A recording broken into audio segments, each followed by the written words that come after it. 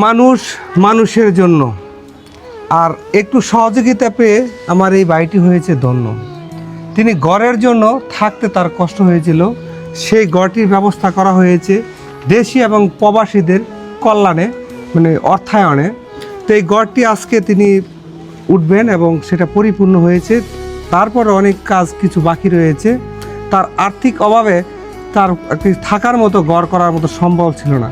তিনি সুস্থ সবলই ছিলেন আমাদের মতন, কিন্তু একটি দুর্ঘটনায় তার পায়ের একটি রগ কেটে যায়।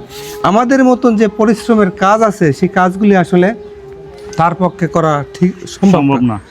তো আপনি এই গড় পেয়ে কি খুশি নাকি? ইনশাআল্লাহ, আল্লাহর রহমত আমি খুশি। তা আপনার আগে কি ছিল নাম? আগে আসলে প্রণবচন্দ্র দাস, এখন ওই মোহাম্মদ সুমন মিয়া। আপনার সন্তানাদি কয়জন? আমরা 3 মেয়ে 1 ছেলে। 3 মেয়ে 1 ছেলে, এবং বড় একটা ছেলে ছিল 2011 সালে জন্ম হয়েছিল, আগে মারা গেছে, একটি দুর্ঘটনায় মারা যায়। সেই ছেলে যদি থাকতো হয়তো বা 16-17 বছর বয়স হতো। সেইখান থেকে যেহেতু আমরা ছেলেরা উপার্জনক্ষম, তার এরকম দুর্দশা হয়তো থাকতো না। তো উপরওয়ালা একটা না একটা ব্যবস্থা করে, বিশেষ করে প্রবাসী এবং দেশি যে ভাইয়েরা তাকে সহযোগিতা করেছেন এই আরিফের মাধ্যমে। এই গড়টি করার ক্ষেত্রে আরিফ এবং তার সাথে আরও অনেকজন লোক জড়িত রয়েছে, যাদের যৌথ প্রচেষ্টায় সকল ভাইরা দান করছেন, ওদের জন্য সবাই দোয়া করবেন যে আল্লাহ যেন ওনাদের দান কবুল করেন।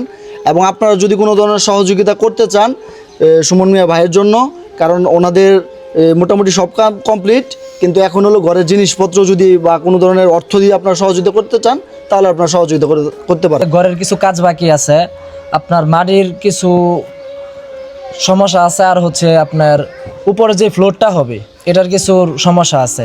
তো কেউ যদি সহযোগিতা করতে চান সুমন মিয়া ভাইয়ের ঘরের জন্য, দেখতেছেন আপনারা উনি হাঁটতেছে, আসলে একটা দুর্ঘটনা